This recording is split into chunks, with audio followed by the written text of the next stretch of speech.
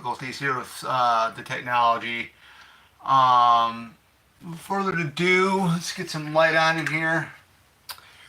We got a couple things to talk about,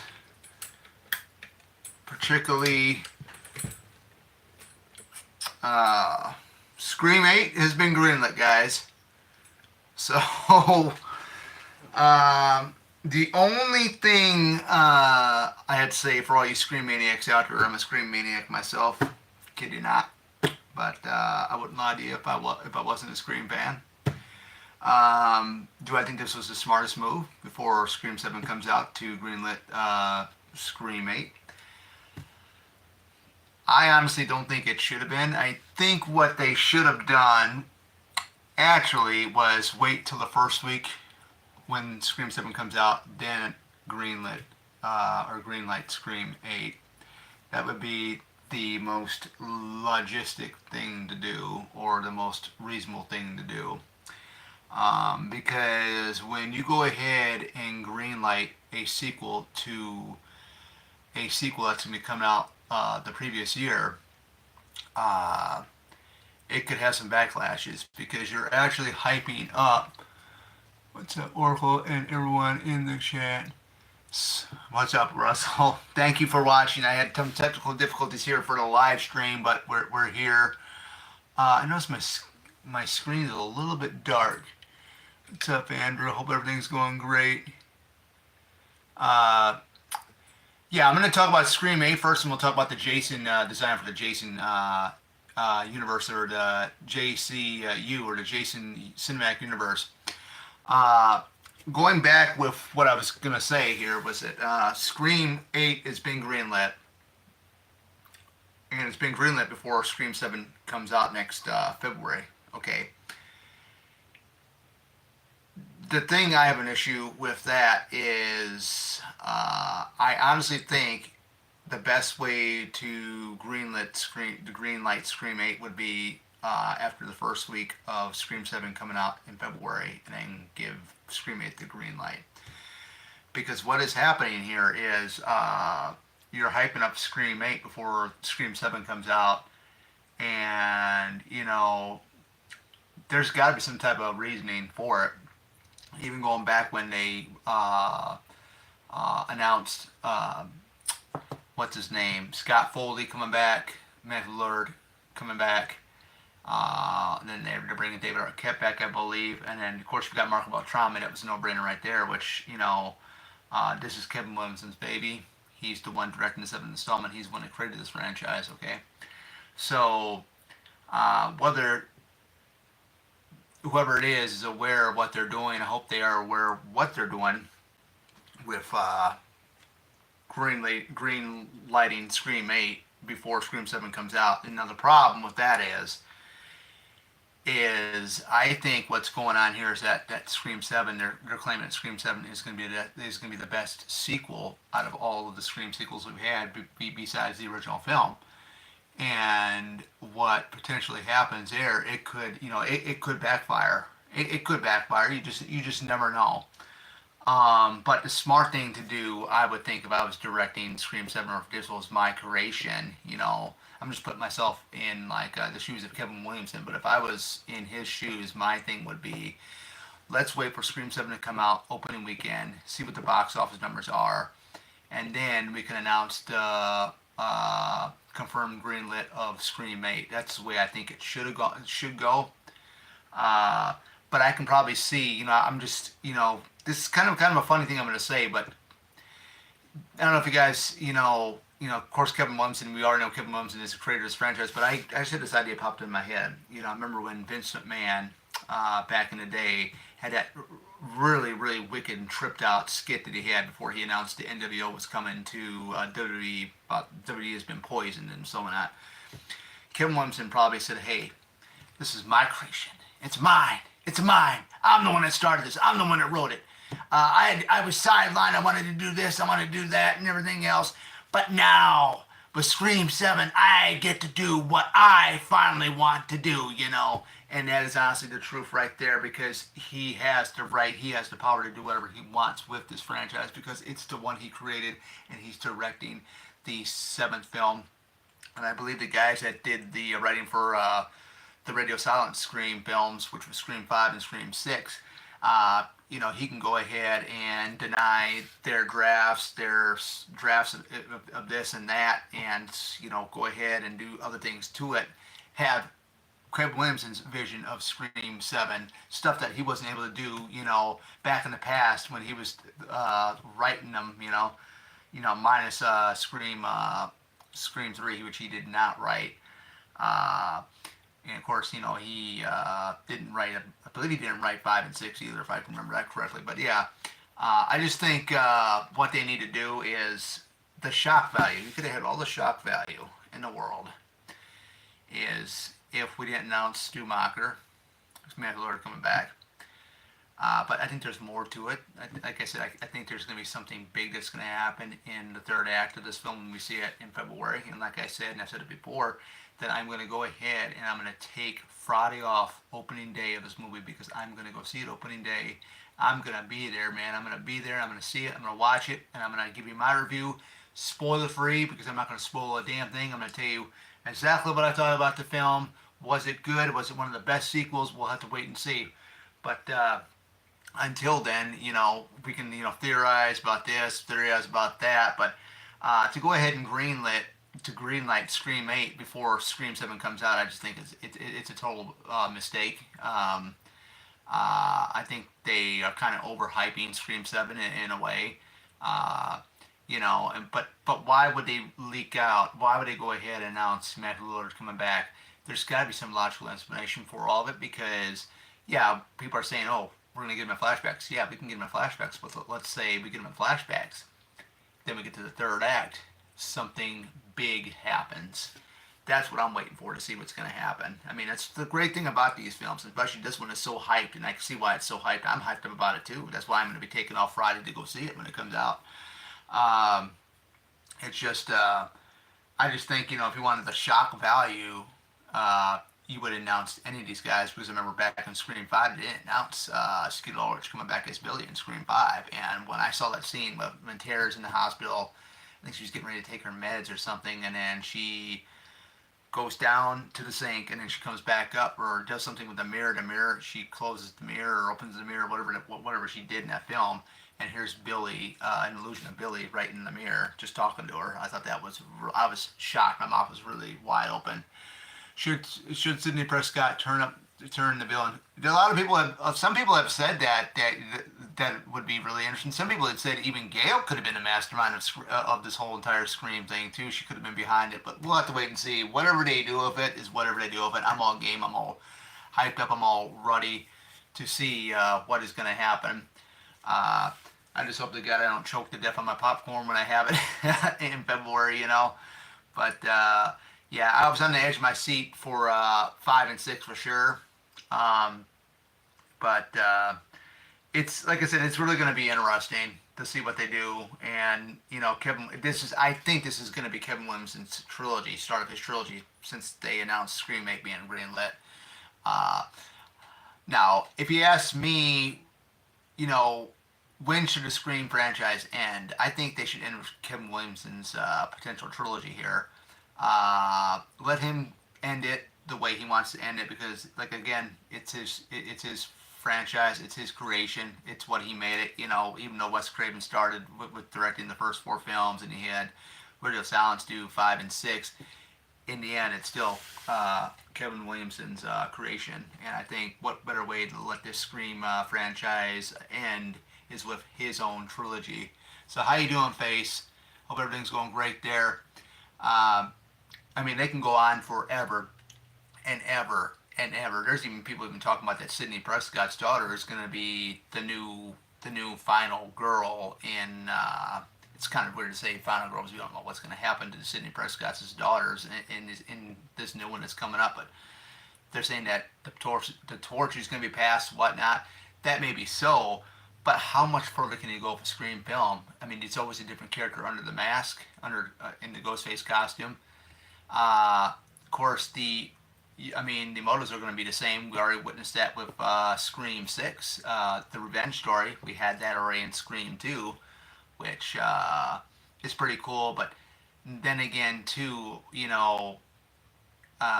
what more can you do with the franchise until it goes on? They don't. They shouldn't turn Sydney bad. It wouldn't be right. No, I agree. It wouldn't be right. It really wouldn't be right at all. People get some weird ideas. Remember that whole idea when I don't know if I forgot what channel that was. I don't know if it was on Craving Something Scary or something. Somebody mentioned something about that they're possibly going to have Casey Becker back alive. Now, how in the heck can they have her alive? Man, she was brutally murdered. We saw her hang. Her intestines were hanging out and all this other stuff. And, people get some really whack, tripped out ideas with a lot of this stuff. Uh, I can be a little sarcastic with the Scream stuff because I know people kind of love it. The Scream maniacs. I don't really call you guys maniacs like we're whacked out of your mind, but maniacs. It's another term for me just saying fans. So it's gonna be really interesting what they do with it. I mean, if they're gonna go beyond 9, because I know pretty sure if we get a part 8, we're gonna get a part 9, and then what's gonna happen if we get a part 10, Scream 10? But I actually think that they should end with this uh, Kevin Williamson trilogy. The guy that created this entire franchise should have his own trilogy, and then we just end it, and then we get to the third film, and then everybody rides off into the sunset, and that's it, and boom, booyah, and there we are.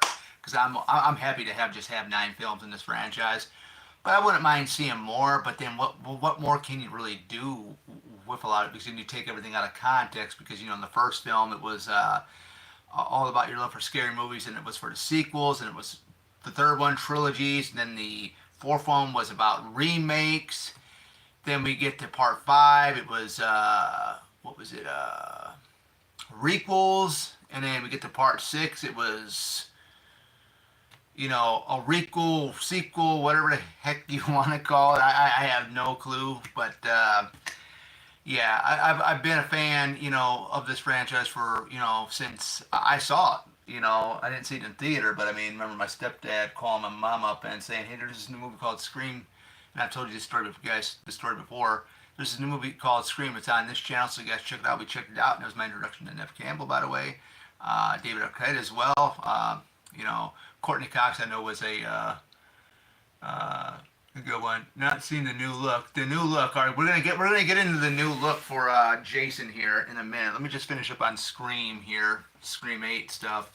But yeah, just to sum it all up, I think it's a mistake what they're doing, announcing the greenlit Scream 8 before Scream 7 is released, because it's almost like you're saying that Scream 7 is the best sequel out of all of the Scream sequels. That could be true. We'll have to wait and see. But I'm standing firm. My favorite Scream sequel is Scream 2 by hands down. But other ways, we're gonna move on to Jason Voorhees, Friday the 13th. This Friday the 13th new design for him. This JCU Jason Universe. I mean, that was leaked out last year, I believe. Nothing was really mentioned of it until this year, at least like a couple days ago. So the new redesign for him in a concept art, people are having a complaint about it. And I know the mask doesn't have as many holes as the traditional hockey mask does that we've seen in the other previous films, but you got to think too. His mask, despite this new mask is going to have the triangle is going to go clear across the eyes like this, right above it, like almost like a unitriangle, like a unibrow that some people get, or the holes. There's like 13 breathable holes in the mask and stuff like that, which I think you guys have seen it. Have you guys seen it yet? Let me see here. I'm gonna pop up on my tablet here, and let's see if we can pull this up here. Pull an image of them up here. Yeah, my honest opinion on the mask, my honest opinion look on the mask itself, you got to look at it. You got to look at it. You got to look at it on a perspective right there. That's what he's going to look like. Uh, it is. It's too round, but you got to think too. You go back to Jason X. Go back to Jason X when you saw Jason before pre-Uber, which is before he became Uber Jason. The nose on that mask was like it wasn't pointy at all.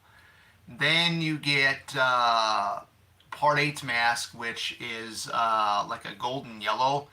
Then of course you get the Jason Goes to Hell mask, which is pretty much becomes part of his face. The flesh around his face attaches to the mask, and then you get to Part Seven where it's only probably like the mask is not fully because of what happened in Part Six when the motor gets driven right into the side of his face.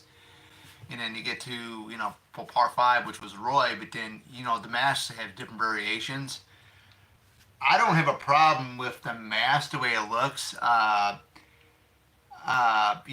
because then you got Derek Mears and King Kurzinger who wore the long coats in their movies, which Derek Mears was from the 2009 remake, and then King Kurzinger was from Freddy vs. Jason. Then you get the long coat fashion, and I guess that's what we're kind of getting here. Now the up close shot of him, he has like hairs here, there, and there. I wish they would have him completely bald, but he had strands of hair in final chapter. He had a full head of hair in Part Two when he comes through the window, but that was like a dream sequence, so we really didn't know what he actually looked like, But before the dream sequence was never shown, just only the dream sequence with him having a full head of hair. Of course, he had a full head of hair in Jason X pre-Uber Jason, and then Derek Mears' Jason, he had hair. So it never really bothered me the way he looked as Jason with the mask, and whatnot. To me, it's Jason, no matter what. It's a different redesign for him, and of course, I don't complain too much about these films because it is what it is. Like I said, I just bought Jason X and Jason Goes to Hell from the Arrow Video. First time for those being on actual 4K. Jason Goes to Hell. That movie is what it is. But this whole Jason universe thing, it's really weird. Now they're talking about more games, and stuff like that. So is that character going to be in a new movie, or is this going to be a skin for a game? Nobody really knows what's going to go on until we get full thing. But I was watching not beyond the movies, but the one guy, he was just going F this, F that, this way and that way on his channel about the whole design and stuff. And he read an article saying that this Jason design is connected to the Peacock Crystal Lake series that is coming out.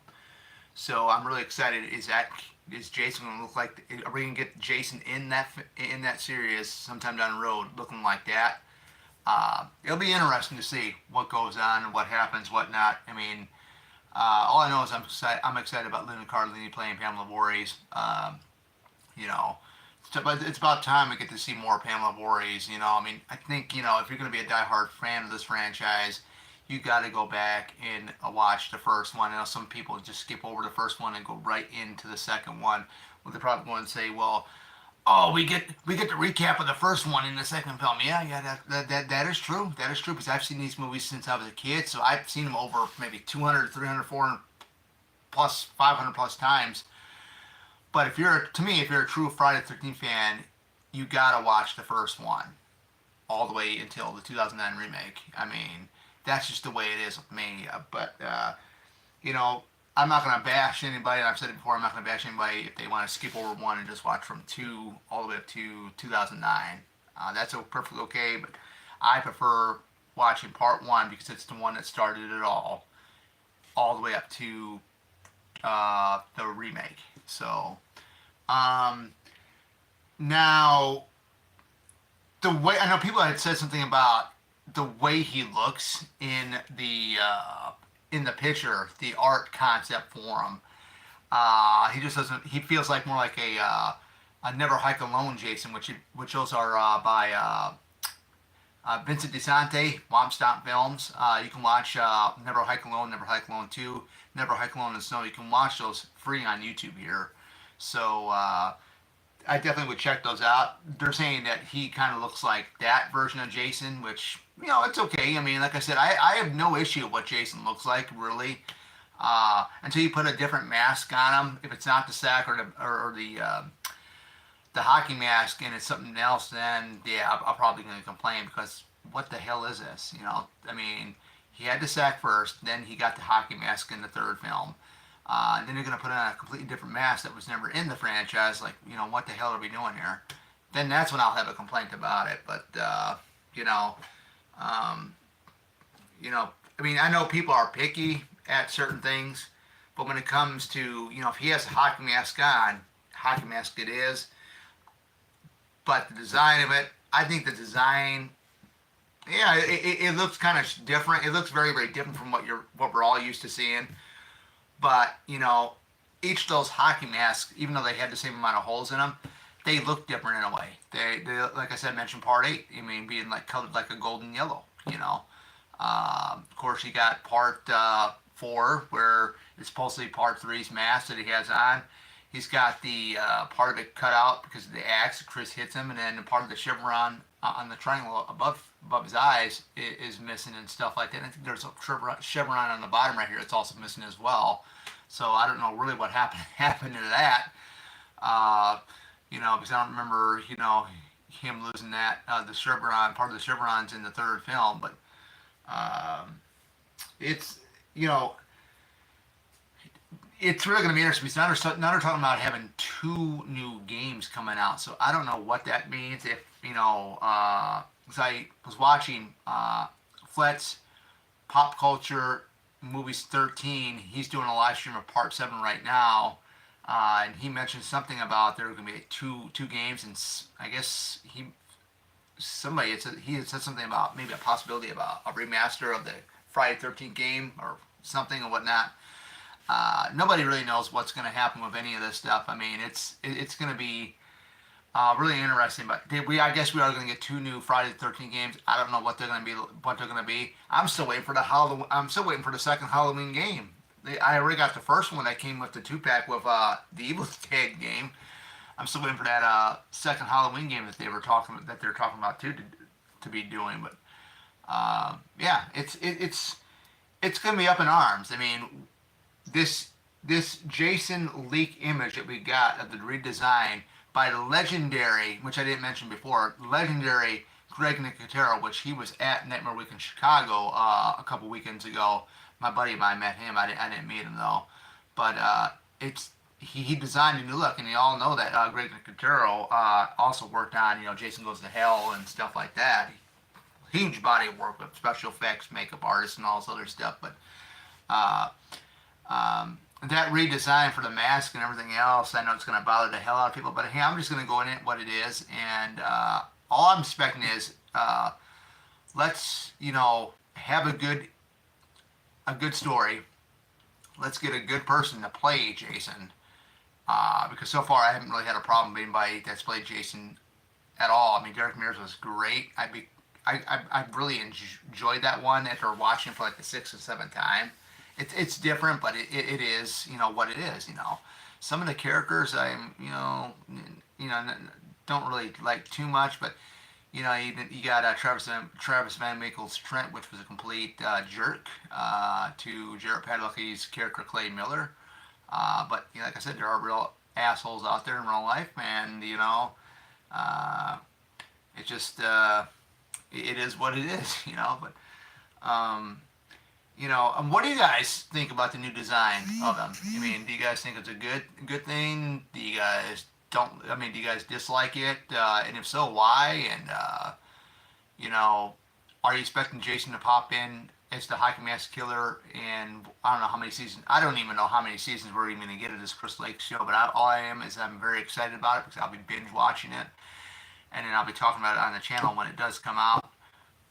So I guess they're like casting like for extras and stuff like that in the area where they're going to be filming in at. And I know Brad Caleb Kane, I think that's his name. They took over from Brad Folder, and Brad Folder left to create this thing. I guess there was a picture on Instagram, on his Instagram, that he was at a camp or a lake, and people are saying that it's Camp Nova Bosco, where the original film from 1980 was filmed. So, yeah. But it is, it is what it is. It is what it is, guys. It's, uh, what more can you do? I mean, people are saying, oh, they don't want a backstory with Jason. They don't want a backstory with Jason, or his mom.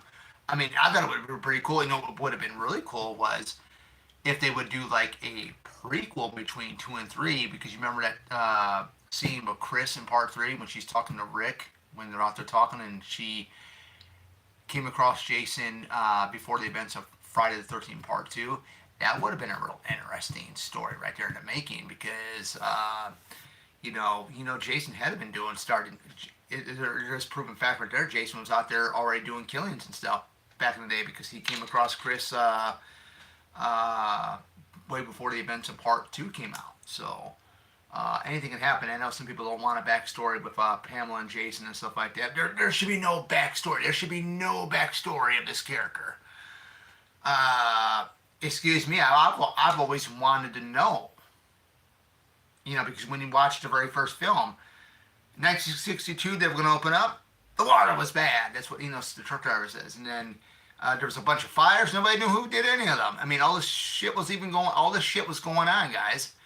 And I can't believe you as Friday the 13th fans don't want to know what Jason's life was like before he drowned, what his mom was like. Now, the only thing I agree that kind of is concerning is that in this Peacock series that Pamela Voorhees was going to have a singing career.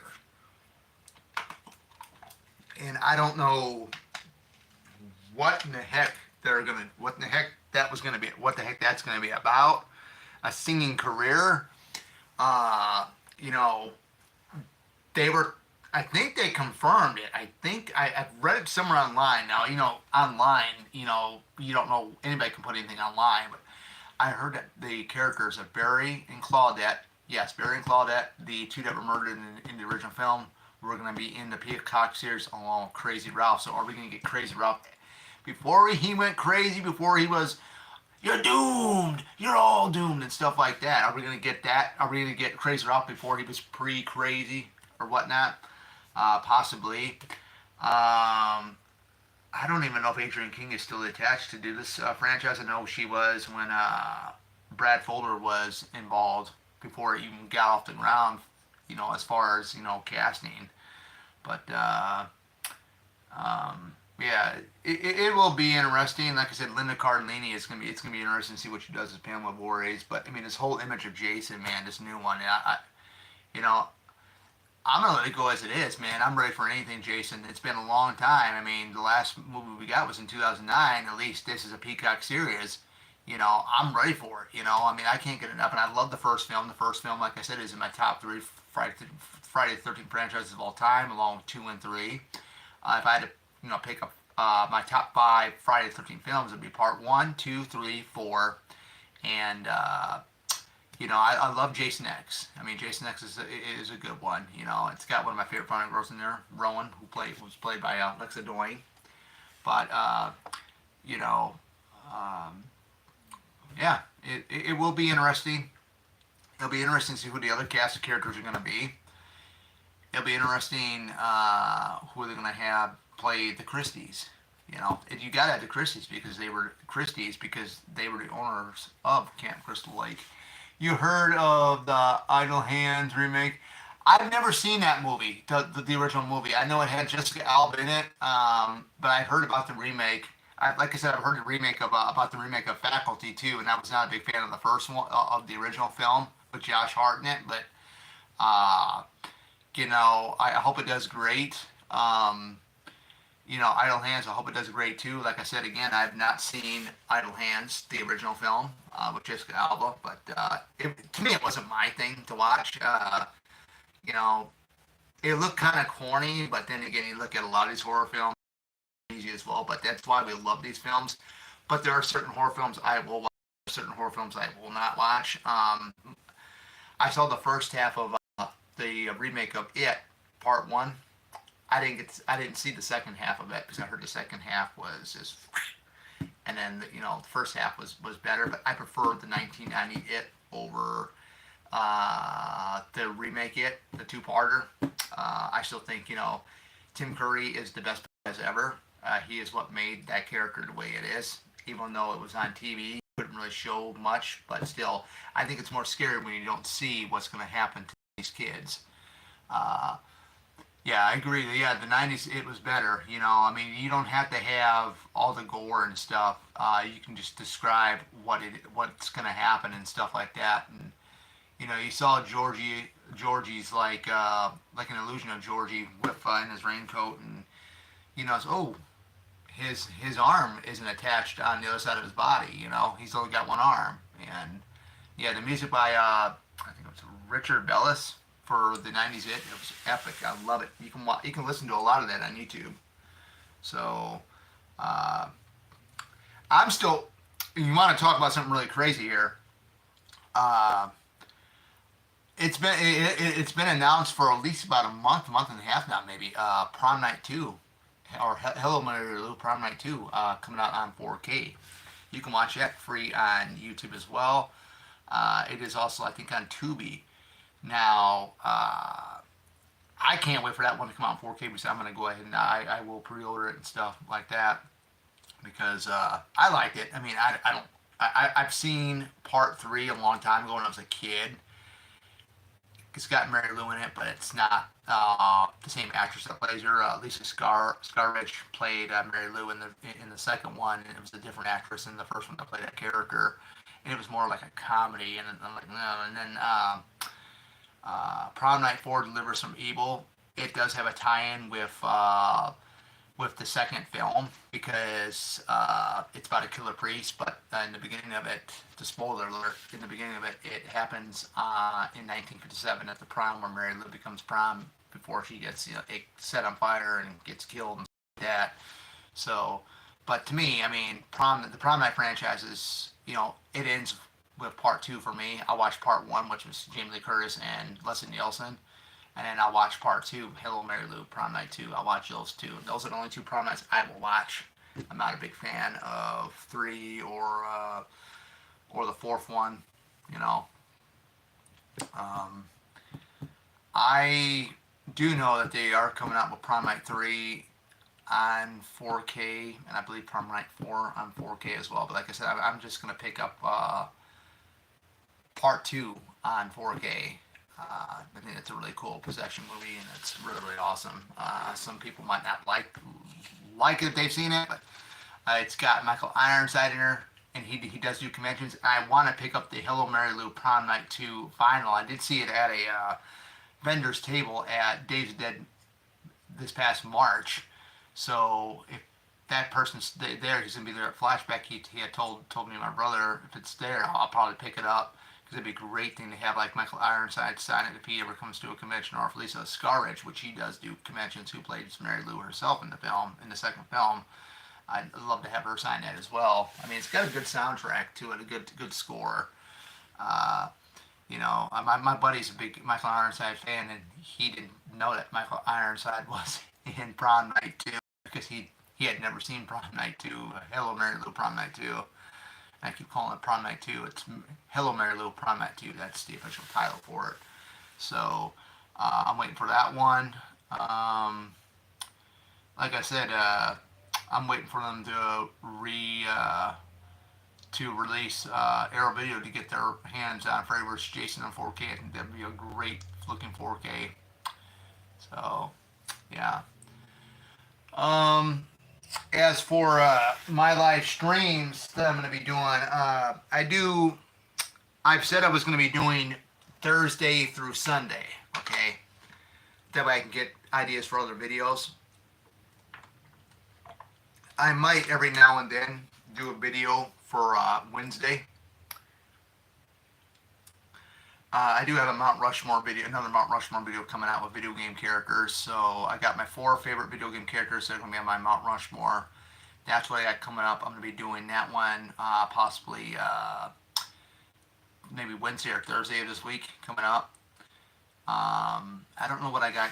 I don't know what I got lined up for tomorrow for a video.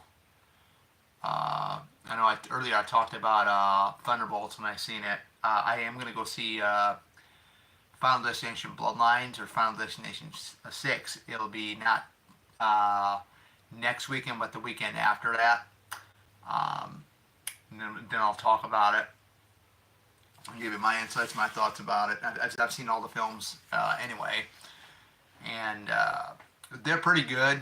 I know I was talking to my coworkers about seeing Thunderbolts, and that says it's gonna be dead because it's gonna be dead seeing Thunderbolts because everybody's gonna be seeing the new Final Destination. One of my coworkers, he had said, "Oh, I don't like those Final Destination movies," and I told her, I get it. I mean, they can be pretty gory, and I mean, it is what it is. Um, but we talked about more about the Thunderbolts and stuff like that. And like I said, I want to make to you guys, this is not just a horror movie channel. I do talk about other films. I uploaded my Thunderbolts movie review, but I'll be talking about other films out of the horror realm. But I know the horror stuff is a big hit on this channel because that's what I grew up on as a kid, and you know, it is what it is. I mean, I got stuff all over the place. I mean, I got these right here, the editions. I got 3, 7, and 8 in the other room. I need to get 5, 4, 5, and 6. And I got my deluxe edition DVD collection already complete. If I could decide to get those. I mean, if it comes to Friday the 13th, man, I'm a nut for that. I mean, I'll collect everything. Like I said, I got the new Pamela Voorhees Ultimate NECA figure. I got that. Uh, you know, it is what it is. You know, for a lot of this stuff. I know some people don't like it. Some people, you got people out there that judge you for this way and that way. I remember Pizzell saying something on his channel. Somebody had asked him in the live chat on one of his live streams a couple of years ago because his entire entertainment room, he's got a whole bunch of horror stuff. It's filled. You got Michael Myers masks, Jason masks, everything everywhere. And somebody asked him, dude, what kind of reactions do you get when people come in your a house and they see your entertainment room? He says, well, some people think it's cool, some people get freaked out about it, right? Okay. But the thing is, it is what you like. It is what you love. I think it's cool with his setup. Same thing with Christian Hand and Horror, man. Great stuff that he produces on his channel. Love his horror room that he has. It's really, really cool. I mean, I'm not super die hard in the horror franchise like Piz or Christian Hannah Horror. Then you get Nick from Lost River Drive-In. That guy's a nut in a good way. I mean, he likes Halloween 5 just like I do, but he's just they're real cool guys. Before I did my channel, I was a little skeptical about doing these videos because I don't know what type of people I was going to come across because you can have somebody out there that's they seem nice over the internet or in their live streams, and then they can be a totally different person outside YouTube and stuff like that. Now, I did get invited from M. That's a real name, but she's Horror Her here on YouTube, along with Kyle from Flet Movies and Pop Culture 13. I did get I was asked from from Horror Her if I would be interested in doing a live stream commentary with her and Kyle for I think it's the original Friday the 13th from 1980, which I'd be up for it. Hopefully that does happen. I don't know. I know she's in the process of moving into her new place and getting things set up there, so we'll have to wait and see. It will be the first time I have collaborated on doing a live stream commentary on a movie with anybody from YouTube, and I feel comfortable with them. I know I had somebody years ago when I was doing stuff like on comics and stuff. He asked me, if we should do a live stream, and I was a little uncomfortable because, like I said, he looked like he was a little shady, this other dude and stuff like that. And like I said, anybody can get on the internet, anybody can get on and do a video. You just don't know, who's who. But I talk with Kyle all the time. some of the times, and when he does his live streams and stuff, I'll pop in, say, "Hey gang, what's up? What's going on?" And talk about a movie that they're watching that I've seen, and just talk about different things about it. And then they interact and stuff like that. But then you get some YouTubers out there that are basically going to be in the same community, like horror community, and then you chat in the chat or ask them a question and they won't answer it. And 90% of the time, those people there are usually the ones that you don't really want to get mixed up with, and they're I mean, they can be jerks as well, but you know, even though with both Kyle and them, I would 100% go because they're fun to talk to. She just did a video about the Final Destination films, and when I hear her talk, she's from the UK. She's got that English accent. It just I can just listen to her all day of her live streams because the accent is really cool, which I really enjoy. But it'll be fun if when we do that live stream whenever that time comes. It'll be really fun because I can do them only on the weekends because those are my regular days off. So when that comes up, I'm pretty sure I'm probably gonna get a whole bunch of subscribers because I was on their live stream watching Friday the 13th with them and stuff like that. So, like I said, my channel here, guys, if you guys are expecting big things like the YouTubers that like the fancy intros and stuff, you're not gonna get all that. I basically do my live streams on my phone, and then I do my regular videos on my Action Pro Cam. Hopefully sometime down the road, maybe around November or so, maybe I might try to get me a laptop, a Chromebook. That way I can actually do the editing stuff, maybe with the videos and whatnot, if I can actually figure out how to do all that. But we'll have to wait and see. It is what it is. But for now, I just like doing the filming like this. Everything's unedited. It's nothing fancy. It's nothing professional, except for like the picture quality. It's pretty much the only professional thing. But it's like I said, it is what it is. I haven't had too much negativity with people coming up on my channel and saying stuff. I've had people that come up and said some ignorant stuff, but what you do, the best thing you do is you don't answer those people because what they're wanting you to do is go ahead and they're wanting to get you aggravated, and that's one thing you don't do. But for all the assholes, all the dipshits, all the low-life motherfuckers that are out there like to make lives miserable, I says you think again, because you want to get behind a computer and type all the stupid bullshit that you want to type to other people and try to ruin their day. The thing is, you're the one that's got the fucked up life. Nobody else does. So there you go. So like everybody else out here that sees this video, if you get somebody on YouTube or you have your own YouTube channel and somebody's saying ignorant stuff about you or saying, "Oh, this sucks," or this, don't let them get to you because you're not the loser. They are. So just remember that. But yeah, so I have no idea what my video is going to be about tomorrow. Maybe I might do the Mount Rushmore video game characters. I think that might be a great way to start up, finish out the weekend. And then we'll think of something for maybe Wednesday. If not, then Thursday. But yeah, anyways, guys, this is Oracle signing out. It's been fun doing this live stream. We're 43 minutes into it. You guys have a great rest of your Saturday night. I'll see you guys back here in the next one. Take care.